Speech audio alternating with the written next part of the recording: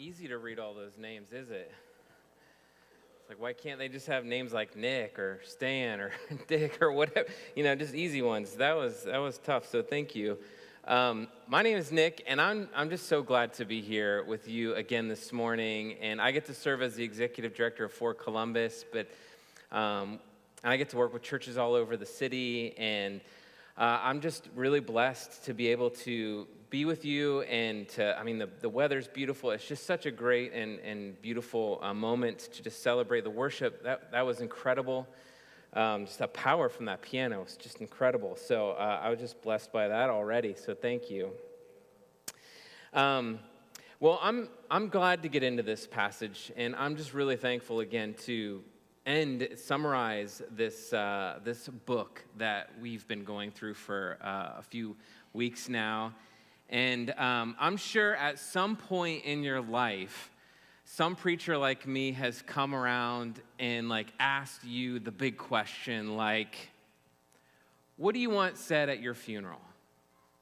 Right? That's maybe a youth group question, I don't know. Or somebody's probably come along at some point in your life and said, what do you want on your tombstone? What do you want said at your funeral? And I know it's not a fun question. We don't like to think about the end of our life. We don't like to think about being suddenly gone from this world.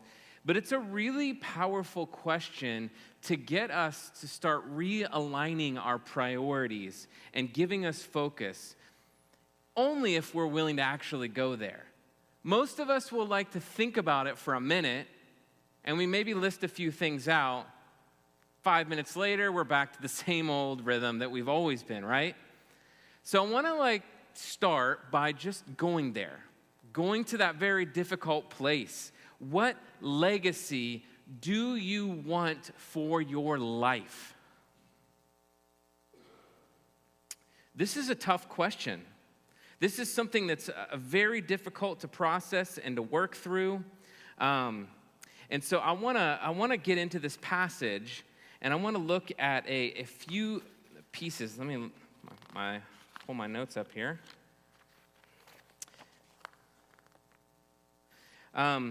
David Brooks, who writes for the New York Times, he's a really provocative op-ed writer, and he wrote this piece called How to Be Religious in the Public Square. And it was published several years ago, and what he does is he actually dissects the culture really well, where he's describing two sets of virtues that we kind of live in tension with in our lives. Two sets of ways of living that we kind of walk out in our life every day. The first is what he calls resume virtues. These are virtues or characteristics that we bring every day to our jobs. Right? They're things like creativity and progress and strategy and forecasting. It's the good work that we do every day to get our jobs done well, where we're actually successful in them. And we're typically, as a culture, obsessed with this kind of virtue. We love productivity, don't we? We love outcomes and measurables. We love this kind of stuff. We value measurable success, financial growth at work, and all of the rest.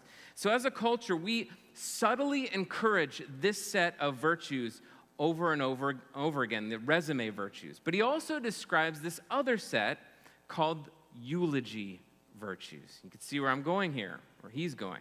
These are virtues that we want said about us at our funerals. They're characteristics that we all know are actually more soulful, they're deeper, right? They're more powerful and impactful in this world, because no one I know, really wants it written on their tombstone, she worked hundreds of hours a week, made a lot of money, accomplished a lot of things, has 2 summer homes. Right? That's not what people want on their tombstone. These eulogy virtues might describe somebody like, they loved me so deeply. They were so present to me in my pain. They were so compassionate to the least of these. See, it's love and presence and hope and compassion and joy and, of course, faithfulness that make up these eulogy virtues. So you see the basic difference between resume virtues and eulogy virtues. Well, David Brooks, he concludes this sort of analysis of our culture by saying, in our secular achievement of culture, we all know eulogy virtues are more important, but we spend more time on resume virtues. And I think he's right, especially among the seemingly the invincible young professional who's far from thinking about their funeral, the young person who's far from thinking about death, right? Or the dad of young kids who says, now is my time to prove myself and build the empire for myself at work, and not thinking about life at home as much, not cultivating those kinds of virtues. So let me come back around with a challenge for us to unpack today from the Apostle Paul. Paul is saying that what we are doing now, today, cultivating a life of eulogy virtues, he is asking us these deep questions. What does it look like to be faithful? Are you spending more of your limited time here on this earth cultivating the resume virtues or the eulogy virtues? I mean, Paul's ending this letter with what I kind of see as a focused faithfulness. He's being very intentional. He's nearing the end of his life. He's writing this book to Timothy, his mentee, his son in the faith, with a focus on faithfulness, and more importantly, as we heard in the introduction, God's faithfulness to us. So let's walk through this passage. There's 4 parts I want to look at to see how these eulogy type of virtues are coming to life. So the first part is in verses 6 through 8, where we see this call to be faithful in the present all the way to the end.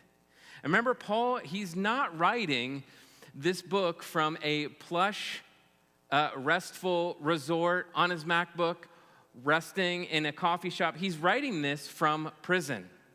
Some would look at this, his imprisonment, some outsider would look at his imprisonment and think, man, Paul, you have so much more to offer. This is not success. Being in prison is not success. This isn't the top of the mountain. No, he's in chains. Death is looming. And this is nothing like a winning situation for anyone. Yet he says in verse 7, I have fought the good fight. I have finished the race. I have kept the faith. Now, don't miss these two things together. His situation is at the bottom, but his faithfulness is at the top. Our broken situations does not mean that we have broken faith. And look, this isn't Paul being braggy here and this like, hey, I did it. I'm the man, right? This isn't him kind of bragging or being performative. He is just stating what is. He's bearing witness that he is in these chains, in this lowly place, but he still feels the power and the love of God's presence with him. And he still loves and praises and honors God in this situation. He sees his life as a furtherance of who God is, of celebration of who God is. Now, let me back up to verse 6, where he uses some Old Testament language. He says, I'm being poured out as a drink offering. So for me, when I'm thinking about Paul being in this lowly place and yet still having this kind of faith, I'm asking, how? Where do I get some of that? How do I pull some of that in my own life? And this is where it comes from. I am being poured out as a drink offering. This is Old Testament language. It's what theologians call sacrificial language, which is to say that Paul has given fully his life to God in all things. He has given him everything. Paul does not see his life as his own. in all its fullness, in life and death, being poured out before the Lord. He sees his life being used. Not just a, hey, God, I'm on your team, but hey, God, I'm on your team. Use me. Use me to proclaim the gospel. See, you cannot fight the good fight. You cannot live in this focused faithfulness without pouring yourself out unto the Lord. So many of us are willing to just give a little bit. We'll give God a little tiny slice of our life, right? God, you can have Sunday mornings. You're welcome, God. Monday's for me. Monday morning when I go to the office, that's secular time. I can give God my leftover finances, but he cannot have the whole bank account.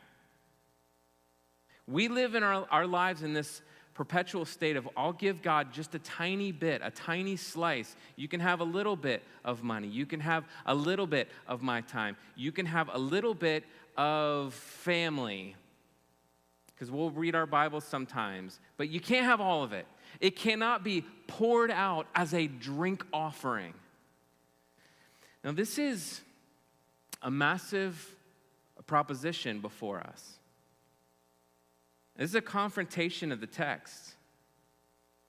This question of, have I given God everything? Now, of course, I have to confess, this is easy for me to say. Some of you are like, easy for you just to stand up there and say all this. But I've been really confronted by this in my own life, asking this question. We all have to wrestle with this faithfulness. I mean, you have to remember who's receiving this letter. This is Timothy on the other end of this. Timothy, of course, is not wanting his spiritual father, his friend, his mentor to suffer. He is not wanting him to die in this prison, but Paul wants Timothy to know some things. He wants him to know the weight all the weight he can muster up in a letter. That following Jesus does not mean success in comfort and ease, but if you are truly poured out, it can sometimes look like chains and prison. And Timothy is He's probably dropping this scroll in tears as he's far away and he's thinking about where Paul is and and the position he is in. And his eyes welling up with tears and his heart is just breaking into a million pieces thinking of his friend Paul in this situation.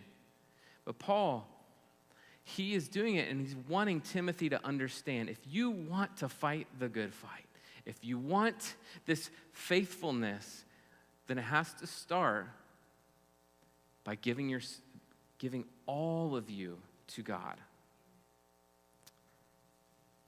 Put your faith fully in Christ, your time, your money, your kids, your church community. Maybe you need to make a list right now of some things. But be present to him, even in suffering. Give him all. But Paul moves on in this letter to some really practical stuff in verses 9 through 16. Now, the thing I love a lot of times about Scripture is that it oftentimes is more honest than we are. You know, like there's things that are said and things that happen that are like, we usually in our sort of Western culture, we like to cover up. We're like, we don't talk about that. Paul doesn't here. He's going to get into some real practical stuff. Some painful stuff. Sometimes our pain and our situations are because we've made some bad decisions and we don't want people to know, or we failed to act or interact. But other times, there's this pain, this different kind of pain that Paul's going to get into in these next verses that aren't really about theology. They're not really about just foolishness and things we've messed up, but it's personal stuff going on. And honestly, I think this is some of the worst kind of pain that Paul is going through. Let me just give you some headlines. Demas in love with this present world has deserted me. Only Luke is with me. Alexander, the coppersmith, did me great harm. This one gets me. No one stood by me. All deserted me. When Paul was standing trial, nobody was with him. Can you imagine the loneliness? Now today, we might call this getting ghosted, right? Nobody's there. Nobody showed up. He's been deserted. He's been abandoned by almost everyone. And if you follow Jesus and been a part of his church community for any amount of time, you have probably felt the wounds of relational pain like this at some point in your life, haven't you? Sometimes those wounds are good for us, but they're hard. Sometimes we need a rebuke, and that tension in community, we need a shove towards a healthier life, but sometimes we just get shoved the wrong way, and in such painful way. A church life can be painful. So in 2017, our family, we moved to New York City, where I got to pastor this struggling church through some very difficult leadership pain. But we moved a family of 6 into Midtown Manhattan. So if any of you guys have ever been to Manhattan, just imagine a 26-foot U-Haul truck being driven through Midtown, which I did foolishly. 6 kids moving into a 950 square foot apartment. It was an adventure, that's for sure. But we move in on this Friday. So we're moving in over the weekend. We move in on a Friday. I'm supposed to start at the church that Sunday. But Saturday, we have this leadership retreat. And so we move all of our stuff into our apartment. My poor wife had to unpack everything over the weekend by herself because I took 75 of the leaders of the church and we went on a church retreat. And we're sitting at this retreat center, and one of the leaders just breaks down in complete tears and sadness. And she just looks at everybody and says, can we just talk about what happened the last few years? See, they went through some massive leadership change and leadership abuse, and it was really, really challenging, and it was really traumatic for all of them. But they hadn't stopped and named it. They hadn't talked about it. They hadn't talked it through together. And that caused a ton of breakdown, a ton of heartache. And so here is Paul coming along, and we might say, man, he's being kind of hard on Alexander. But he's naming the problem, naming the pain in the community, and saying, there was a lot of harm done in this. He's not minimizing it. He's pretty clear that this really hurt him. But I wonder how many of us are holding on to unaddressed relational pain that we've experienced. Are you willing to name it and walk through it and work through it? Now, listen, I'm going to go a little bit out on a limb here and say that we can't actually have spiritual faithfulness if we ignore some of the relational pain in our life. Let me say that again. We can't have spiritual faithfulness if we ignore the relational pain in our life. Maybe it's with a child. Maybe it's with your boss. Or maybe it's with a neighbor. Some of us have been so hurt, and we're so bitter, and we're so angry with what happened with us that it's sort of created this spiritual paralyzation where we can't move forward, we can't process, we can't move into a reconciliation or forgiveness. Maybe some of you are thinking of a situation right now that you're like, I need to walk through this. I need to name it, and I need to address it, and then I need to seek reconciliation. I need to seek forgiveness. But it must be said that every community has this pain. I think that's why I love, again, this passage, because it's like Paul is just saying, no, this happens. This is normal in community. It's a wild concept in a way that we need community, but community is painful. Isn't that a weird thing? Attention? We need it. We die without it, but sometimes we feel like, I don't need it. It's just too much, too painful. But we need these friends. Paul needed Timothy, Luke, he needed Mark. But he also has many friends that he's been wounded by, and he's experiencing a lot of relational pain. Now, look at verse 17 and 18. There's this big turn here in the midst of this pain. He says, verse 17, but the Lord stood by me and strengthened me, so that through me the message might be fully proclaimed and all the Gentiles might hear it. So I was rescued from the lion's mouth. The Lord will rescue me from every evil deed and bring me safely into his heavenly kingdom. To him be glory forever and ever. Amen. Did you hear that turn? He's talking about all this pain. Alexander did me harm. Demas left me. All this pain, and then there's this shift. All these people betray me, but who stood by me? The Lord.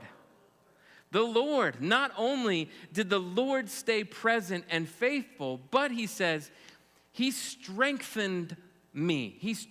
The Lord strengthened Paul.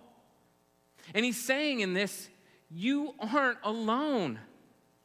When you blow it, when I blow it, we have still the Lord coming around us. He is reminding us, you aren't alone. When somebody else has blown it in your life, you aren't alone. This is some of the greatest news of all time for people like me, who blow it sometimes, a lot. Because I'll be honest, I know I am not always faithful. I get distracted. I say and I do things that hurt feelings and cause pain. I've blown it more than a time or two. So to take in the fact that he's still faithful to me in this season, he still is faithful to me, that he gets into the pit with me and he pulls me out to strengthen me in my weakness. Have you ever experienced this?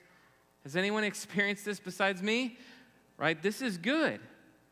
And I can't just pass this by because Paul, he says something really interesting in addition to just not only the Lord's strength and power. He says that God was present and strengthened him for a reason. Look at the reason here. He does this because it is who he is, but it also for the sake of the gospel. So Paul is saying, God is with me, God is strengthening me because he's got some things he wants to do through me. Now, some of you might be in the spot, you're like, okay, I know I blew it. Okay, it's great that he's faithful. I know I'm kind of struggling. Okay, I know he's my strength in weakness. Then you're like, but what do I do with that now? Well, he gives you purpose. He gives you this purpose. God wants his good news to keep moving forward, his mission to keep moving. He's faithful to see everyone experience the love and salvation and union with him so that we can take that love, salvation, and union with Christ out into the world. This is why he says, so that through me the message might be fully proclaimed to all the Gentiles, so that all the Gentiles might hear it, so that all the nations can hear about him. This is powerful for us, that Jesus he is wanting this message to continue to go forth, and he is strengthening Paul so that it can. God is faithful to us, but he's also faithful to our city. He's also faithful to our neighbors. And sometimes he uses that faithfulness by strengthening you and empowering you to go. Give them strength. Give them encouragement. Give them good news. So the Lord is faithful. Oh, there's so much more I could go into this. But I love that Paul, when he's closing this chapter and he's closing this letter, he's not just ending it all with, more theological statements, which I love. I love the theology part. But he's talking about people. So at the end of this, he starts naming all these other people, his friends. Paul's calling out his spiritual family, Paul's faithful people in this last section in verses 19 through 22. Now, let me give a few subpoints to talk about faithful friendships. See, he's kind of coming back around again to community. Let me just give a few subpoints about this final greeting that I think can really bring it home this morning. So first subpoint is that the mission of God is not just about the one person, but it's about the whole community. Now, Paul, he is no entitled pastor who thinks he's the only one taking the gospel to all the nations. He's not like, hey, God is strengthening me so that I can be the one. He's not a solo pastor doing all the work so that everyone else can sit back and chill. No, he's got friends. He's got friends working with him. He's got friends surrounding him. Now, some of them may be going in different directions. People in Timothy are in different cities, but they all have the same mission together. It takes a community to truly embody the whole mission.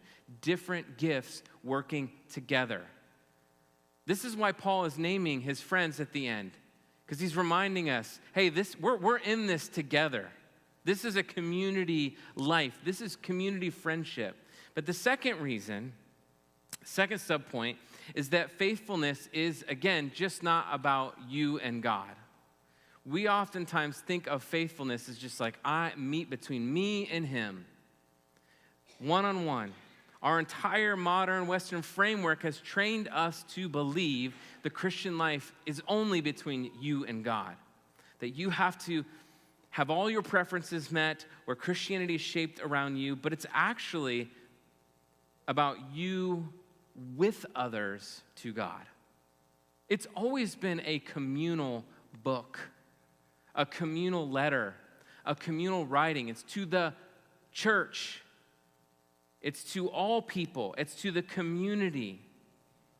And so I wanted to point this out because I want to summarize it by saying you can't be fully faithful alone. Paul is letting us in on a little backstory about how he finished the race with his friends. He's got friends. I have a pastor friend who has made it his mantra that I think about a lot. And he says, all my wealth is in my friends. Now, so many of us are out, again, generating wealth and money, wealth and status, wealth in our knowledge and degrees. But how many of us are truly building wealth of friendship? A community we throw in with, not to just support and love one another through life's challenges, but a community on mission together.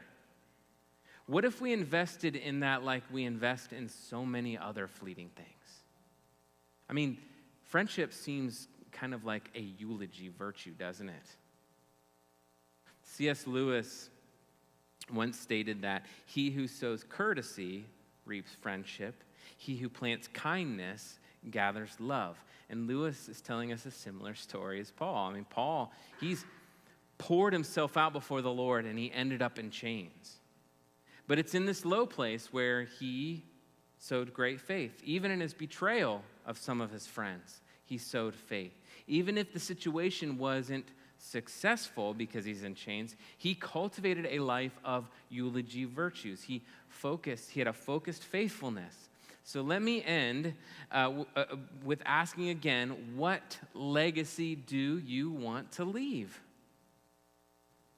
Are you okay with just settling with the resume virtues or the career success, with stacked up financial wealth or measured productivity? Or are you wanting to go somewhere deeper? Somewhere deeper even today. Now, for some of you, this can be a moment of just starting by putting your life before the Lord. Just stopping and saying, okay, I don't know how to make sense of all this, but I'm just going to pour myself out as a drink offering before the Lord. Putting yourself at the foot of the cross and surrendering yourself, maybe for the first time, but maybe in this new, renewed sense. Others of you, it might be coming back to the cross and just laying down something specific. Maybe you need to lay down your work because you know you're working so many hours, or you're doing so much that's not really cultivating a deeper life. Maybe for some of you, it's literally just, how do I lay my money before the Lord? Lord, look at my bank account. Where can I be more generous? Lord, how can I steward this, the money that you've put before me? Maybe some of you, it's your kids and your grandkids are wanting just to pour them out before the Lord, surrendering them before the Lord. Because at the end of our life, there's one voice that matters. There's one phrase that we all want to hear. Well done, good and faithful servant. Remember, God is faithful to us even when we're not faithful to him. He's faithful to us. Because of Jesus' life and his death and his resurrection, this is just giving us full access, full communion, even fullness of life with him. It's not just about getting a ticket into heaven, but it's faithful life. God isn't just wanting us to have a more productive life, but he's wanting a faithful presence. And it's at that place of faithful presence with him that you're going to find that kingdom purpose. It's where you're going to find the friendship, the true friendship. And so I want to invite you today just to lay yourself before him. Lay yourself before him and just say, Lord, I want to fight the good fight. I want to finish the race. I want to keep the faith. Help me.